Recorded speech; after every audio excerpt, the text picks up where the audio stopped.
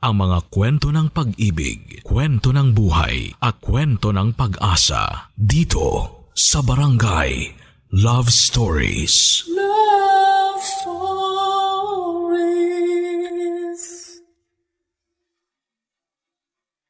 Walang perpektong relasyon, ngunit hindi tama na tayo ang magiging dahilan upang tuluyang masira ang pagsasamang ating iniingatan. Minsan kapag kinukulong ang isang ibon ay mas lalo lang niyang gustong lumaya at kumawala. Ikaw kabarangay, maluwag ka ba sa iyong partner? Dear Papa Dudut, habang may buhay, may pag-asa. Yan ang lumang kasabihan na tinanim ko sa aking isipan simula pa lamang noong kabataan ko. Pero habang may buhay ay meron ding pagsubok. At yon ang mga karanasan na gusto kong ibahagi sa programa ninyong Barangay Love Stories. Sobrang hilig ko talagang makinig ng radyo hanggang isang araw ay napakinggan ko ang programa ninyo. Simula noon ay naging libangan ko na ito habang tumatao sa negosyo kong tindahan ng mga pruta sa lugar namin sa Pasig. Bago ko ipagpatuloy ang pagbabahagi ng aking istorya, ay tawagin niyo na lamang po ako sa pangalang Reggie. 45 years old at tubong Bagong Ilog sa Pasig City. Babae po ako, pangalang lalaki lang. Meron akong 3 anak sa kinakasama ko noon na pangalanan na lang nating Arnel. Bale, 3 taong kaming magkasintahan bago kami nagpakasal taong 2001. Sakto kakatapos ko lang din noon sa kolehiyo. Magsisimula ang lahat 1 buwan mula nang maikasal kami, Papa Dudut.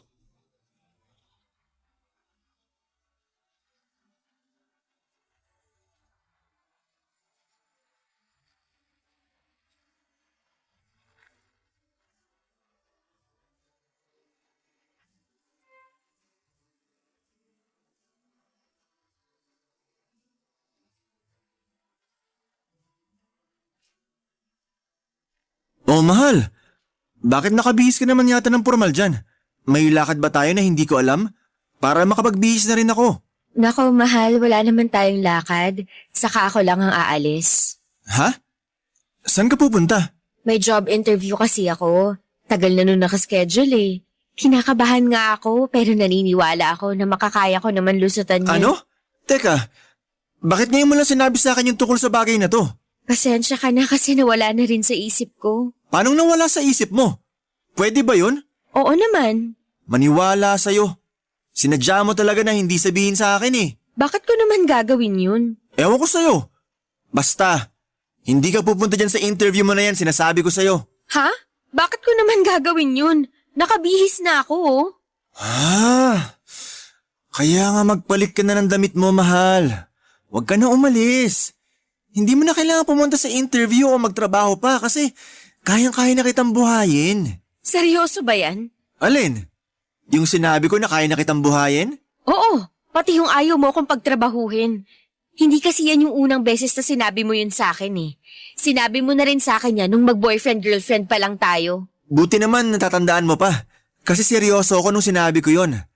Ayaw kita magtrabaho. Gusto ko na ako nalang gagawa nun kasi ako ang padre de pamilya. Sana maintindihan mo na wala naman akong masamang intensyon dahil lang pinagbabawalan kita, mahal. Naiintindihan ko naman, pero hindi ko pa rin mapigilang malungkot. Bakit ka naman nalulungkot? Kasi alam mo naman na pangarap kong makapagtrabaho, di ba? At kahit na may trabaho ka na at kaya mo naman akong buhayin, gusto ko pa rin sanang subukan at samantalahin yung pagkakataon na wala pa tayong anak. Alam ko, pero di ba ang mga babae ay dapat nasa bahay lang at ang mga lalaki ay naghahanap buhay? Paano na lang kung magkaanak na tayo? Paano mo maalagaan yung baby natin kung pumapasok ka sa trabaho? Kita mo na, hindi ka nakasagot kasi alam mong tama ako.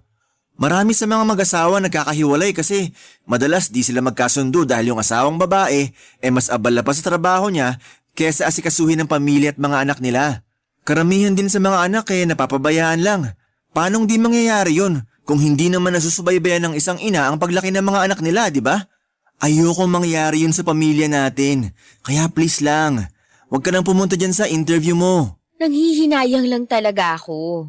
Matagal ko rin kasi hinintay ito eh. Sigurado na ilang araw ko rin tong iisipin at kahit sa pagtulog ko, maaalala ko pa rin to. Basta isipin mo na lang na mas pinili mo yung pamilya natin kaysa sa pangarap mo. Makakalimutan mo rin yung tungkol sa bagay na yan pag tumagal-tagal. Tsaka baka panahon na para palitan mo yung pangarap. Paano ko naman gagawin yun? Itatak mo sa isip mo na dapat mas mahalaga na sa'yo yung pamilya natin at wala nang iba. Ako, ikaw, at ang magiging mga anak natin. Dapat pamili lang natin ang prioridad mo, mahal. Hindi ibang tao, hindi kaibigan mo, o kahit na anong trabaho pa yan. Ako yung lalaki sa pamilya. Ako yung padre de pamilya, kaya ako na rin ang bahala sa lahat. Dito ka na lang sa bahay at maging mabuting asawa sa akin. Papadudot istrikto ang asawa kong si Arnel at kung ano ang sinabi niya ay yon ang masusunod.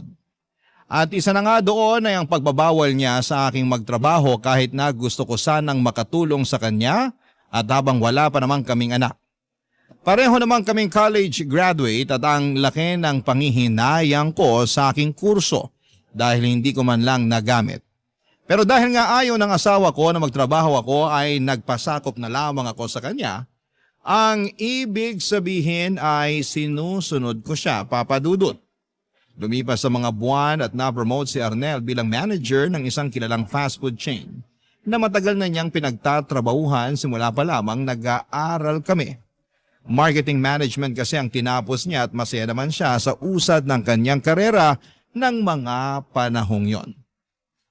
Samantalang ako naman ay naging abala sa pagiging housewife. Masaya naman ako sa ginagawa ko dahil naaasikaso ko ng mabuti ang munti naming pamilya ni Arnel.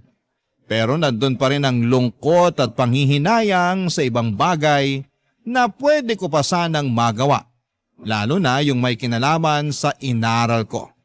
Kung hindi nyo kasi na itatanong ay graduate ako ng accountancy. Noong sumunod pang buwan ay nabuntis na nga ako at naging maselan yon kaya pansamantala kong nakalimutan ang aking lungkot tungkol sa mga bagay na hindi ko na magagawa dahil magiging nanay na ako.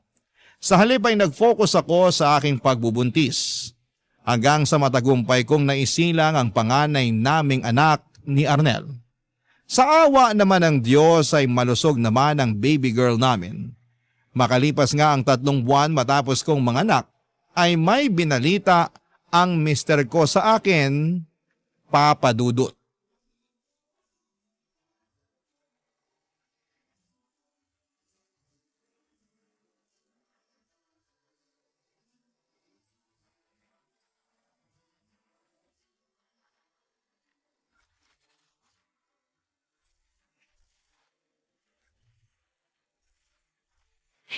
Mahal, gising ka na. Luto na yung almusal natin.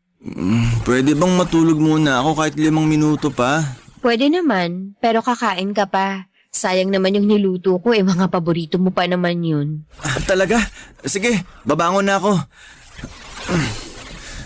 Ah. Pagkatapos mong mag-inat, pumunta ka na dun sa mesa para makakain ka na. Dito muna ako sa kwarto kasi may mga tupiin pa akong damit na hindi ko nagawa kahapon. Gawa nang nag-alaga ako kay baby. Sandali. Bakit? Bakit malungkot ka, mahal? May nangyari ba? Ha? Kilala kita. Alam ko na may nangyari base sa reaksyon ng mukha at boses mo. Tsaka kanino ko pa napapansin na salubong yung kilay mo. Kaya sabihin mo na sa akin kung may problema ba. Sige, pero umusog ka muna kasi uupo ako sa kama. Tabihan kita para magkausap tayo. Buti pa nga. Umupo ka na rito sa tabi ko. Ano ba kasing nangyari? Hindi kasi ako mapakali, mahal. Saan? Bakit? Kasi 1 linggo na akong hindi dinadatnan. Tapos naisipan kong mag-PT kasi malakas yung hinala ako na buntis ako. Oh, tapos? Nag-PT ka nga? Oo. Anong resulta? Positive. Buntis ulit ako, mahal. Yahoo!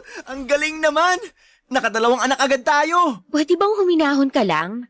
Baka magising yung baby natin. Sige ka, ikaw magpapatahan sa kanya pag umiyak siya. Ay, oo nga pala. Pasensya na kasi na-excite lang talaga ako. Hindi ko napigilan. Buti ka pa, masaya. Ako kasi hindi eh. Ha? Bakit naman? Biyaya kaya yung mga bata? Andun na tayo sa biyaya nga yung mga bata, pero kasi... Kasi 3 buwan pa lang yung panganay natin, tapos magkaka-baby ulit tayo. Pag pinanganak ko yung pangalawa natin, siguradong hindi na ako magkakanda-ugaga sa pag-aalaga sa kanilang dalawa. Diyan pa nga lang sa panganay natin, hindi ko na magawang maligo o makapagsuklay ng buhok man lang kung wala ka rito para buhatin yung baby natin. Ngayon pa lang, nakikita ko na mahihirapan ako ng husto. Alam nga namang hindi mo ituloy yung pagbubuntis mo nang dahil lang sa bagay na yun. Gusto mo ba na ipalaglag natin yung baby natin? Kilabutan ka nga sa sinasabi mong yan. Bakit ko naman gugustuhin ipalaglag yung anak natin? Hindi ko naman sinabing gusto mo. Pero nagrereklamo ka na mahihirapan kapag naging dalawa na yung baby natin. Kaya yan lang yung nakikita kong solusyon para di ka na mahirapan. Kabaliwan pa rin yun kasi anak natin yung pinag-uusapan natin dito. Gusto mo bang usigin ako ng konsensya ko habang buhay? Siyempre hindi. Pasensya ka na kung nasabi ko yun. Medyo magulo na rin kasi isip ko. Hindi ko na alam yung gagawin. Baka kasalanan ko rin naman kasi lumalabas na nagrereklamo ko mga anak naman natin yung inaalagaan ko. Hayaan mo na. Wala ka naman masamang ginawa kaya wag mo nang sisihin yung sarili mo. Hindi ko lang din mapigilang matakot kasi ligtas ba sa akin na magbuntis kahit halos kapapanganak ko pa lang? Ligtas naman siguro pero hayaan mo.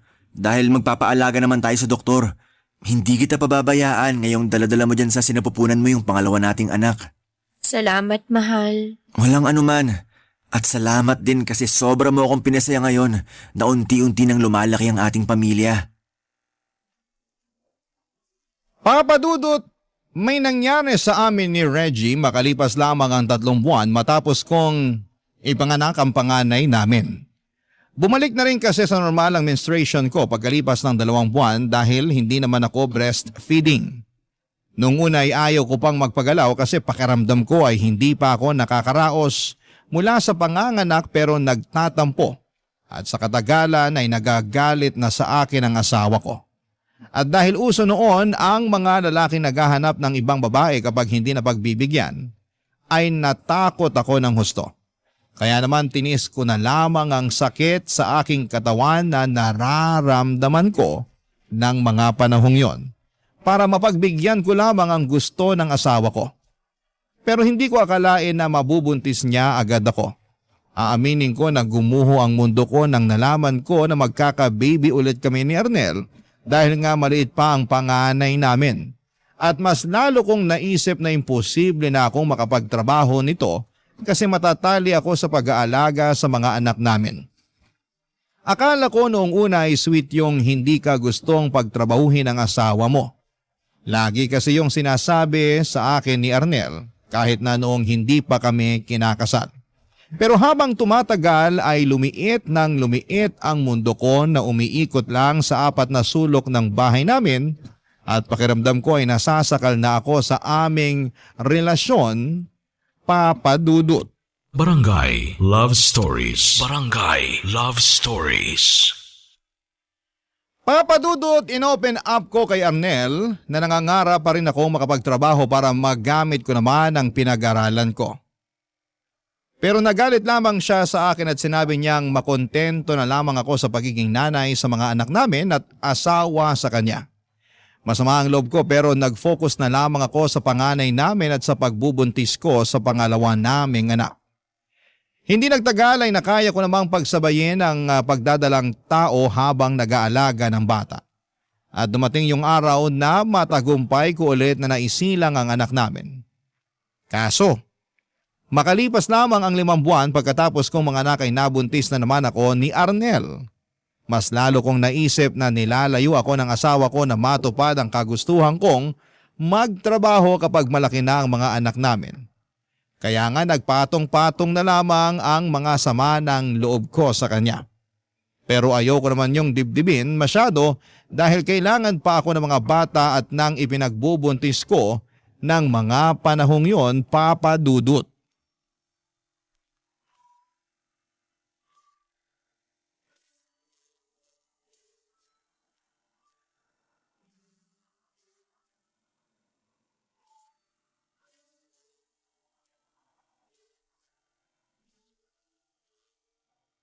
Sino yung kausap mo kanina? Ha? May kausap ba ako? Oo, meron. Ikaw na rin sumagot sa tanong mo. Pero hindi ko siya kilala. Kaya tinatanong ko kung sino siya at kung bakit kailangan mo siyang kausapin. Hindi mo ako kailangang sigawan. Naririnig kita, Arnel. Magkaharap lang tayo, oh. Kumalma ka nga dyan. Kakalma ako kung sasagutin mo na yung tanong ko. Hindi ko alam ang pangalan niya, pero mabait naman siya kaya kinausap ko. At kaya pala todo ngiti ka rin dyan, no? Ano bang pinagsasasabi mo? Hindi pa ba halata? Nagseselos ako. Bakit mo naman pagseselosan yung tao? Wala naman siyang ginagawa. Nagkwentuhan lang kami sandali kasi tinanong ko siya kung bago lang ba siya sa kinukuhanan natin ng tubig. Sa ngayon ko lang din siya nakita kaya kinausap ko. Bakit kasi kailangan mo pa siyang tanungin? Hindi ka na lang manahimik dyan at pabayaan mo yung tao na magtrabaho. Masyado kang pabida at madaldal. Sobra ka naman magsalita. Nagsasabi lang ako ng totoo. Walang totoo sa mga sinasabi mo para lang sa kaalaman mo. Teka, bakit nakabihis ka? Saan ka pupunta? Makikipagkita ako sa kaibigan ko. Nagsabi ako sa'yo kagabi tapos tumango ka na lang nun dahil inaantok ka pa. Inaantok na pala ako eh. Malamang hindi ko yung narinig ng maayos. Anong ibig mong sabihin ngayon? Tinatanong pa ba yan? Hindi ka aalis. Arnel naman! Kahit na ano pang sabihin mo, dito ka lang sa bahay natin. Napakainit sa labas tapos kakalad ka rin mo mga anak mo. Nasisiraan ka na ba ng ulo? Baka mapabayaan mo lang sila. Magta-tricycle naman kami Saka sa mall naman kami pupunta ng mga kaibigan ko para hindi mainit. Kahit nasa simbahan pa kayo pumunta, wala akong pakialam. Dapat kung anong gusto ko, yun ang masunod. Hindi ka aalis. Hindi mo isasama ang mga anak ko. Dito lang kayo sa bahay natin. Ano ba kasing masama sa paglabas ko, ha? Gusto ko lang naman maiba yung paligid ko kasi nagsasawa na ako rito sa bahay natin. Hindi mo ba yun naiintindihan? Laging ikaw na lang yung nakakalabas sa ating dalawa. Paano naman ako? Malamang kailangan ko lumabas para pumasok sa trabaho ko. Hindi lang yun. Umaalis ka rin para makipagkita sa mga kaibigan mo pag day off mo. Tapos ako, hindi ko pwedeng gawin yun? Sobra naman yata yun, Arnel. Hindi na tama yun. Yung hindi tama ay ang itsura mo. Ano namang mali sa itsura ko? Posturang-postura ka eh. Kung sa mall lang naman kayo pupunta ng mga kaibigan mo, bakit kailangan mo pang mag-ayos ng gusto? Siguro may lalaki kang pinagagandahan, no? Wala akong pinagagandahang lalaki at wala na ba akong karapatan na mag-ayos ng sarili lalo lalabas ako? Hindi mo na kailangan magpaganda dahil may asawa at anak ka na. Hindi ko naman nakakalimutan yun Hindi naman pala eh. Pero kung umasta ka dyan, mukhang nakakalimutan mo ng pamilyado ka.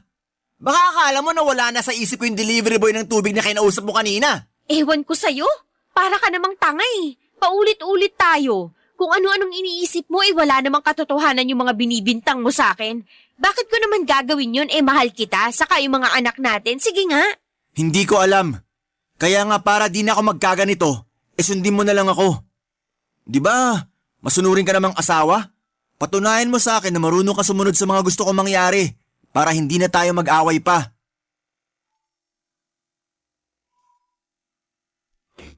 Papa Dudut, gusto ko lang naman sanang aliwin ang sarili ko sa pamamagitan ng paglabas para makipagkwentuhan o kumain kasama ang mga kaibigan at dati kong kaklase. Isasama ko naman ang mga anak namin kaya hindi totoo ang ibinibintang ni Arnel na mapapabayaan ko ang mga bata. Isang bagay pa ay hindi ako natuwa sa pagsiselos niya sa delivery boy ng tubig sa bahay namin dahil walang katotohanan ang mga paratang niya. Ni sa hinagap ay hindi ko naisipang magtaksil sa kanya kahit na sumosobra na siya. Kaya nga hiyang-hiya ako doon sa delivery boy na inaway niya noong sumunod na araw. Hindi natuloy yun bumalik sa bahay para mag-deliver. Bali iba na ang nagdadala ng tubig sa bahay namin pero bantay sarado pa rin si Arnel. Ewan. Siloso na wala sa lugar ang asawa ko. Kaya lihim akong naiinis sa kanya at pakiramdam ko. Lalo akong nasasakal sa presensya niya. Pero hindi naman palaging ganon ang imahe ni Arnel kasi sa totoo lang ay may sweet side din naman siya. Bagay na nagustuhan ko sa kanya noong nililigawan pa lamang niya ako, Papa Dudut.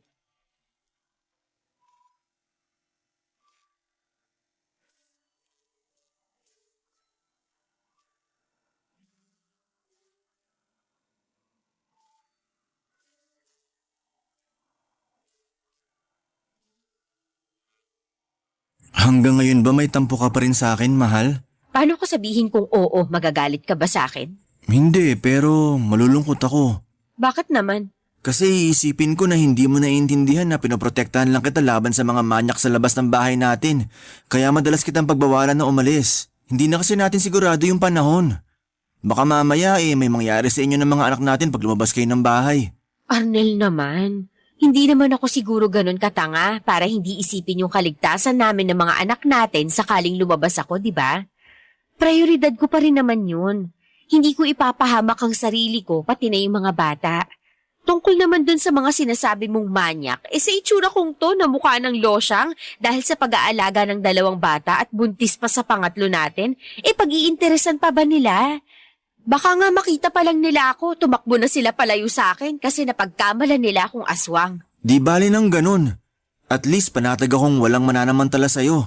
Anong di bali ng ganun? Na mukha akong losyang sa kaaswang? Bakit ba kasi ganyan ang tingin mo sa sarili mo? Ay hindi ba? Nagtanong ka pa talaga, sa yun yung nakikita ko sa tuwing humaharap ako sa salamin. Mukhang losyang, puyat at laging pagod. Tapos nagsisimula na ulit umitim yung mga singit at batok ko gawa nitong pagbubuntis ko. Lumaki na rin tong ilong ko. Tingnan mo, naglalagas na rin yung buhok ko. Ang pangit-pangit ko na, Arnel. Tapos ayaw mo pa ako nakikitang nag-aayos ng sarili. Pasensya ka na. Talagang pasensya lang ang masasabi. Ano bang gusto mong gawin ko? Ewan ko sa'yo, isipin mo. Pati ba naman yung mga bagay na yan, ako pa yung mag-iisip? May sarili ka namang utak dyan, kainis ka. O sige, gusto mong lumabas, di ba? Oo. Sige, lalabas tayo. Ha? Talaga? Oo, naisip ko na tama ka. Masyado naman kita pinagbabawalan. Hindi ka naman preso sa pamamahay natin. Ayoko na yun yung isipin mo dahil lang ayaw kitang lumabas. Kaya naisip ko na sasamahan na lang kita para makasigurado ako na magiging ligtas kayo ng mga anak natin. Saan naman tayo pupunta? Saan mo ba gusto? Kahit saan, magsabi ka lang. Mag-date tayo katulad ng dati. Pero kasama na nga lang natin mga anak natin.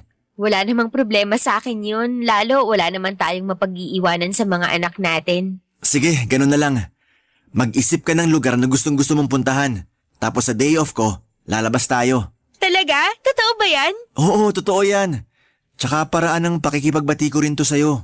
Naku, wala na yun. Basta matuloy lang yung paglabas natin ng mga bata. Alam mo kasi, sabik na akong mamasyal. Matagal na rin simula nung huling beses na nangyari yun, kaya medyo naaaburido na ako rito sa pamamahay natin. Kaya nga paghandaan mo yan. Lalo na sa kung anong susuotin ng mga anak natin. Gusto ko maging presentable, pero presko yung magiging damit nila. Kasi mainit dito sa atin.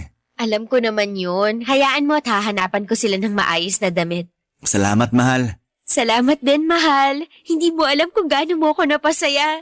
Excited na ako mag-day off ka para makalabas sa tayong pamilya. Ako rin sobrang excited na. Kaya sana huwag ka na magtampo sa akin ha. Bati na tayo. Hindi na ako nagtatampo at oo, bati na tayo. Papadudot noon na lang ulit ako na ilabas ni Arnel simula nang nanganak ako sa pangalawa namin.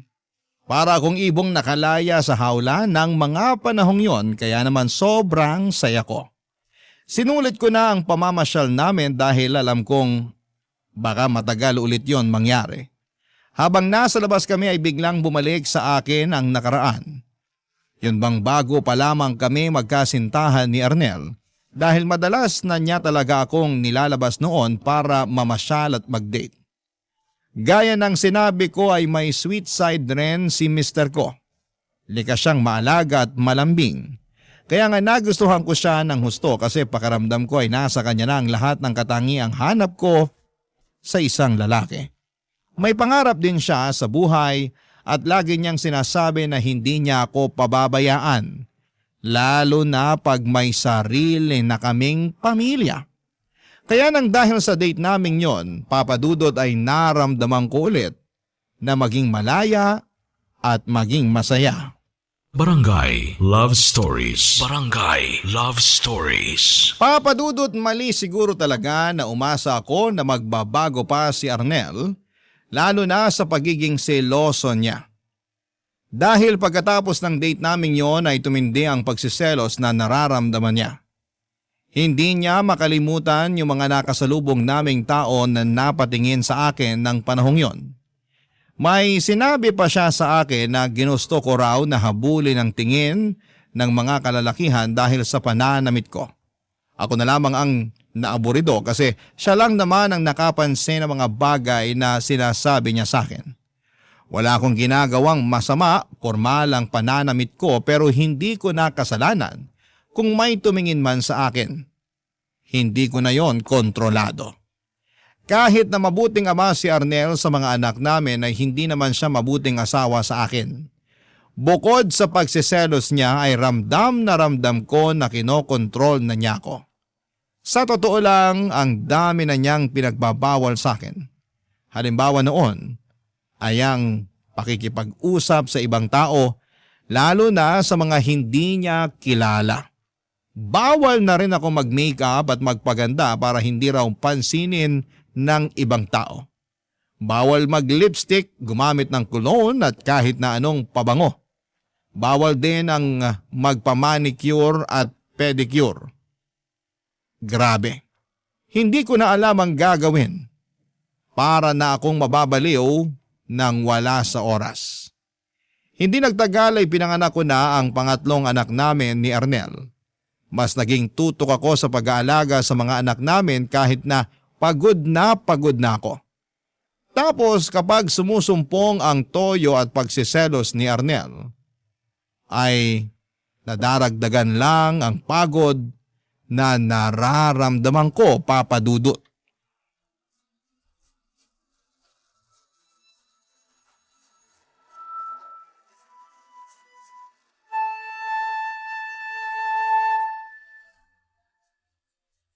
Peste namang buhay to, oo! Ano bang problema mo? Nagtanong ka ba talaga? Ikaw yung problema rito. Anong ako? Paano ako ay kararating lang natin mula sa pagsisimba tapos biglang ako naging problema? Oo! Kasi bakit mo masyado kang maganda? Ano bang pinagsasasabi mo? Hindi mo ba nakita yung lalaking katabi mo sa jeep kanina? Kung todo titing sa hita mong lintik ka eh. Kung bakit kasi hindi ka nakinig sa akin na imbes na magpantalon, nagbistida ka. Tapos yung katabi mong lalaki, panay sulyap naman sa'yo, pero hinahayaan mo lang. Hindi ko alam yung mga pinagsasasabi mo. Saka wala namang problema sa suot ko ah. Mas dapat nga na magbestida sa simbahan kaysa pantalon. Sinasabi mo ba na ayos lang din natitigan ka ng mga lalaking yon? Syempre hindi. Lumalabas kasi na gustong gusto mo eh. Kunwari ka pa na hindi mo alam. Hindi ko naman talaga alam, lalo na karga ko yung anak nating bunso. Saka kahit na alam ko, sigurado na hindi ko yun gugustuhin dahil may asawa na akong tao. Hirap sa'yo, masyado kang malisyoso, nakakasama ka ng loob eh. May gana pa talagang sumama yung loob mo. Ilang beses ko bang dapat sabihin sa'yo na gusto lang kitang protektahan laban sa mga manyak na yon? Baka naman nasa isip mo lang yan. Anong sinabi mo? Sabi ko, baka nasa isip mo lang yan. Yun bang minamanyak ako ng ibang tao kahit hindi naman? Masyado mo lang binibigyang kulay lahat ng bagay kasi praning ka. Ako pa talaga naging praning rito? Eh sino pa ba? Alangan namang ako o yung kapitbahay natin, ikaw lang naman yung ganyan sa atin. Paulit-ulit mong sinasabi na gusto mo lang akong protektahan laban sa mga manyak dyan sa labas. Pero hindi naman ganun yung nararamdaman ko. Kasi, di ba, dapat pakiramdam ko ligtas ako sa'yo, pero bakit hindi? Anong hindi? Bakit? Ano bang nararamdaman mo? Sige nga. Na habang tumatagal, mas natatakot na ako sa'yo at sa pwede mong gawin sa akin dahil dyan sa walang katuturan mong pagsiselos. Bakit ka ba nagkakaganyan? Hindi ka naman ganyan dati ah. Bakit bigla ka nalang naging seloso nang wala sa lugar? Siguro kasi kasalanan mo rin. Paano naging kasalanan ko? Kasi binibigyan mo ako ng dahilan para magselos. Pinagsasasabi mo dyan, hindi yan totoo. Totoo yun kasi yun yung nararamdaman ko. Katulad na lang kanina. Walang ibig sabihin yung nangyari kanina. Hindi ako naniniwala sa'yo. Bahala ka sa buhay mo kung hindi ka maniwala. Hindi ko na problema yun. Ganon? Sige, halika rito. Bakit? Anong gagawin mo sa akin? Sa hindi pa rin talaga ako mapanatag na wala lang yung nangyari kanina eh. Sabi mo, bahala ako, di ba? Kaya nga halika rito. Kasi kukumpirmahin ko lang kung hindi ka nasabik nung tinitigan ka ng dalawang lalaki sa jeep. Ano? Nababaliw ka na ba? Baliw na kung baliw. Pero di ako matatahimik hanggat hindi ako nakakasigurado. Ano ba hinihintay mo? Hubarin mo na yung panloob mo. Ha? Bakit ko naman gagawin yun? Kasi gusto kong tingnan at amuyin para makasigurado ako na hindi ka nga nakaramdam ng pananabik. Huwag mo nang hintayin na ako pa yung maghubad yan sa'yo. Dalihan mo na!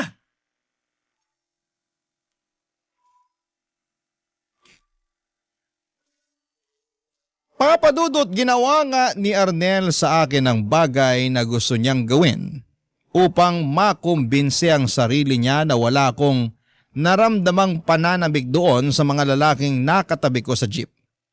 At kahit na anong iyak at pakiusap ko sa aking asawa na huwag niyang gawin ang bagay na yon, ay tila nagbingi-bingihan siya sa pakiusap ko. Matapos noon ay nagalit ako sa kanya pero mas galit pa rin siya sa akin. Pinagbantaan pa niya ako na ayusin ko ang sarili ko at huwag ko raw subukang makipaglandian sa ibang lalaki habang nakatalikod siya. Meron daw talaga akong kalalagyan sa kanya.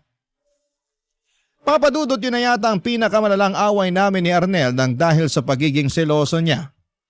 Umabot na kasi sa point na naging marahas na siya sa akin at hindi na lang yon basta pananalita. Natakot na ako sa kanya ng husto. Anumang sandali, Papadudot, ay pipitik siya at mapipisikal na niya ako. Bukod doon, pakiramdam ko ay hindi na niya ako nirerespeto bilang babae at bilang kanyang asawa, Papadudot.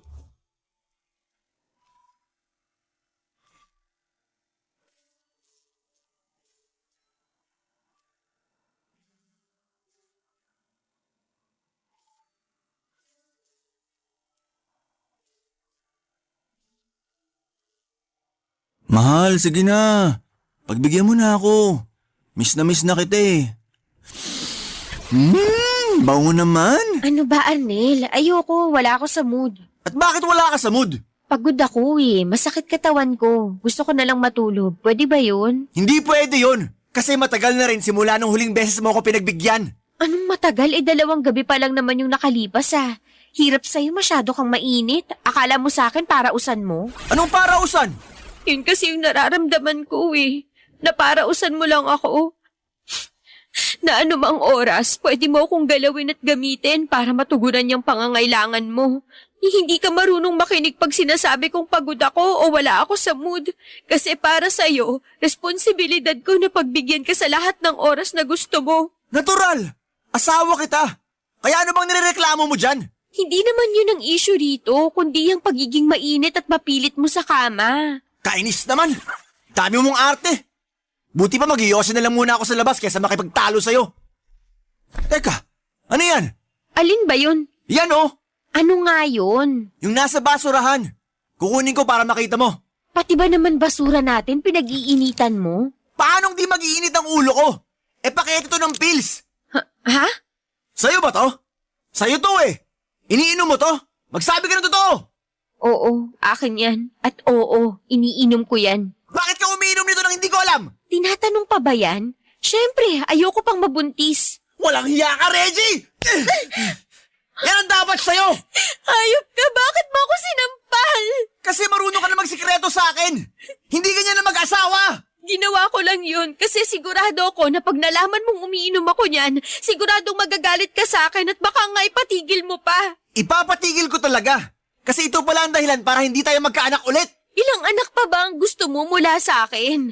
Nakakatatlo na tayo sa loob lang ng 3 taon, Arnel. Ilang buwan pa lang yung lumilipas pagkapanganak ko tapos binubuntis mo na agad ako. Hindi ka na ba marunong maawa sa akin? Responsibilidad mo bilang asawang babae na magbuntis. Nakakalimutan mo na ba yon? Hindi ko yun nakakalimutan pero utang na loob naman. Gusto mo na yata talaga akong mamatay. Ilang beses kong sinabi sa'yo na ayoko munang sundan yung pangalawa natin pero hindi ka nakinig. 5 buwan pa nga lang yung anak natin nung nabuntis na naman ako sa bunso natin. Tapos ngayon may plano ka na namang anak-anak ko? Oo, kaya mo nga kaming buhayin at naibibigay mo yung mga pangangailangan namin.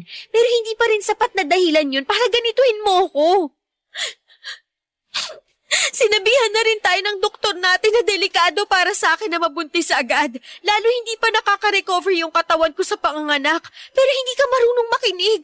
Mahalaga lang sa'yo yung sarili mo. Hindi mo na ako inisip. Alam mo, hindi totoo yan!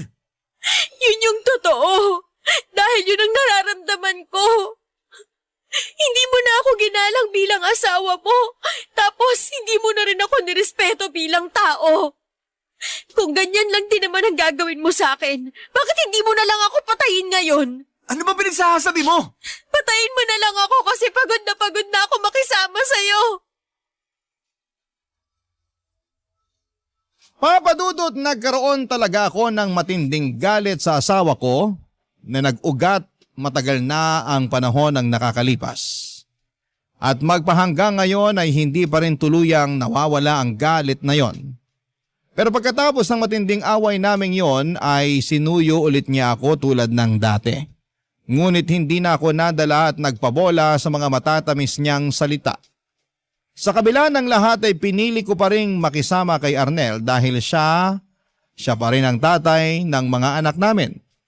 Kapansin-pansin ang pagbabago niya pagkatapos ng away naming yon pero hindi pa rin nawala ang pagiging seloso niya. Kung may nawala man, walang iba kundi ang pagmamahal ko sa kanya, Papa Dudut. Lumipas po ang mahabang panahon, namatay si Arnel bago mag-pandemic dahil inatake siya sa puso. Pero kataka-taka na ni isang luha ay walang pumatak sa aking mga mata para sa aking asawa. Sa halip, pakiramdam ko ay nabunutan ako ng malalim na tinik sa lalamunan, lalo na nakalaya na ako sa kanya. Pero hindi pa rin naging madali at magaan ang buhay dahil ako na lang ang naiwan upang itaguyod ng mga anak namin. Buti na lamang at may pensyon ang namayapa kong asawa na siyang nakatulong upang makaraos kami lalo na noong pandemic. Sa kasalukuyan ay masaya ako dahil meron na akong negosyo na siyang katas ng pag-iipon ko ng pera mula sa mga trabaho tulad ng paglalabada at pagtitinda ng merienda na ginawa ko sa mga nakaraang taon. Kahit na mahirap ang buhay at kahit na marami akong agam-agam sa sarili ko ay nagpatuloy pa rin po ako at hindi sumuko. Marami rin akong what if. At kahit na hindi nasagot lahat ng tanong ko ay naniniwala akong may dahilan ng lahat.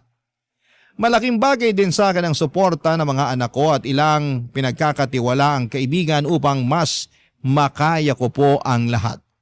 Maraming salamat po sa inyo, Papa Dudut. Sakaling mapili po ninyong i-ere ang sulat ko sa inyong istasyon. Sana nga po'y kinapulutan po ito ng aral ng ating mga kabarangay. God bless and more power po sa inyo. Ang inyong forever kapuso at kabarangay, Reggie. Ano ang masasabi mo sa ating Barangay Love Stories today? Abangan namin ang sagot mo sa comment section. Barangay LS 97.1.